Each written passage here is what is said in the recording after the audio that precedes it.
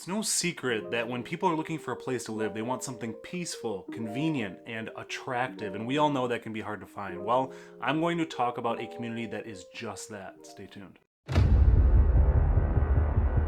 Bingham Farms, Michigan. Sounds like a fall-time attraction for cider and donuts, but the reality is it's a village located right here in Southfield Township, which is a part of Oakland County.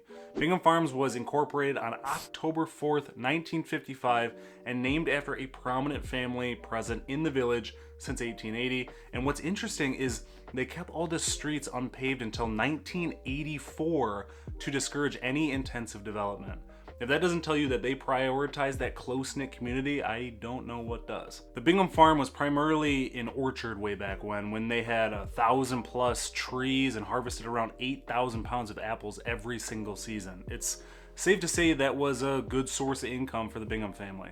Fast forward to today, and this little 1.21 square mile chunk of land is now home to around 1,200 people, which equates to roughly 500 housing units. Bingham Farms is primarily piled with residential and mixed-use housing while having a business center along Bloody Telegraph, or Telegraph Road as we know it today, since there were so many accidents there in the early days. Taking a look at this village map for more context, this map is flipped to where north and south is west and east, if that makes sense. We have Bingham Road Estates as the most northern subdivision, followed by Springland, Wilson Acres, Shagwood Estates, Bristol Farms, Bingham Point, Bingham Villas, Berkshire Woods Sub, Bingham Woods, Franklin River Heights, and Brooks Park. Similar to Franklin, Michigan, which I talked about in a recent video that I will link in the description too, they both have this very secluded, close-knit feeling without feeling overly congested, while having the convenience of being in centralized Oakland County to get anywhere you could possibly need.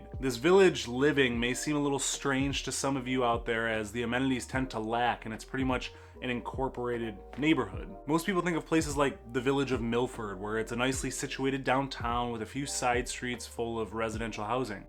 Bingham Farms is a little different. Even back in the day, they were commuting to Franklin and other nearby communities to fulfill those amenities. Bingham Farms is 5 minutes from centralized Franklin, 9 minutes from the Southfield City Center, 13 minutes from Birmingham, 13 minutes from Berkeley, and 13 minutes from Farmington Hills, and 25 minutes from downtown Detroit, while being very ideally situated along Telegraph Road, providing easy access to major highways such as I-696, I-75, and M10. This place is a commuter's dream for all things Southeast Michigan, to say the least. Bingham Farms isn't as well known to the Metro Detroit community because there's nothing that really brings people there except to live. There's not a lengthy list of things to do and offerings aside from a commercial district that lines Telegraph Road that is made up of a variety of businesses, nonprofits, medical offices, and a few places to eat like Jimmy John's, Rusty Bucket Restaurant, DeBella's Subs, Kung Fu Tea, Qdoba, etc. Some other notable niche rankings for Bingham Farms to show you how it shakes out compared to other communities is it's ranked number 21 of 624 best places to retire in Michigan, number 84 of 338 best suburbs to live in Michigan, and number 121 best places to live in Michigan. And the biggest reason why the rankings aren't better is because when these rankings are established, it takes a bird's eye view at every aspect that makes a community what it is. So since this is just one big old neighborhood, it's hard to give it a few extra gold stars. Well, who cares about a stupid star?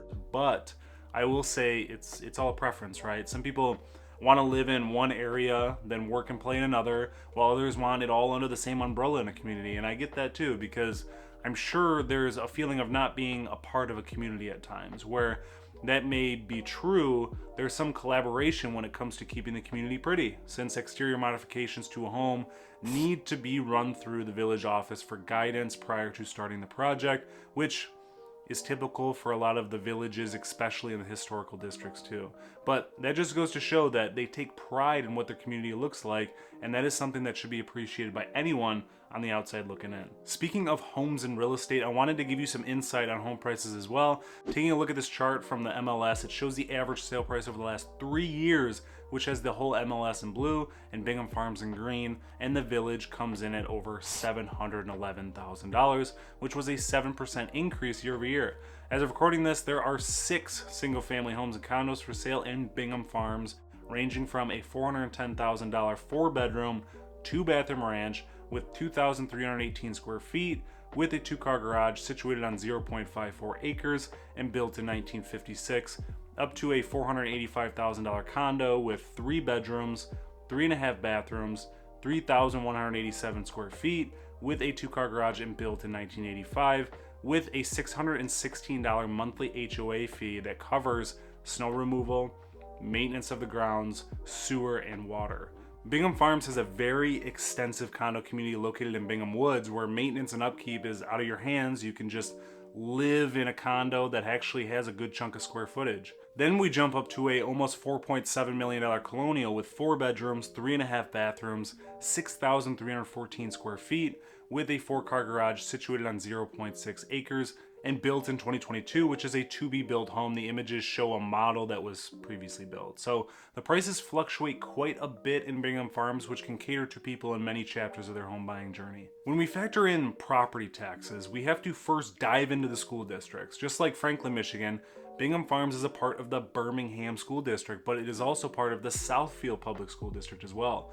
I'll throw the Birmingham School District map in the description so you can get a sense of where that lies within Bingham Farms. I will also link the Michigan Property Tax Estimator as well as a PDF for the millage rates as well, so you can just control find on there to get a more accurate rate and cross-reference it with the estimator, as they tend to be inaccurate prior to August each year. Or you can just simply take the millage rate that's on that PDF and multiply it by 50% of a home's list price and divide it by 1,000 for a more accurate estimate compared to what they show you on Zillow or MLS listings. Based on how Bingham Farms is set up, not a whole lot of offerings, but a full-blown residential community, is this a place that you would want to live, or do you think that you need a community that has a little bit more to offer? Why or why not? Comment below.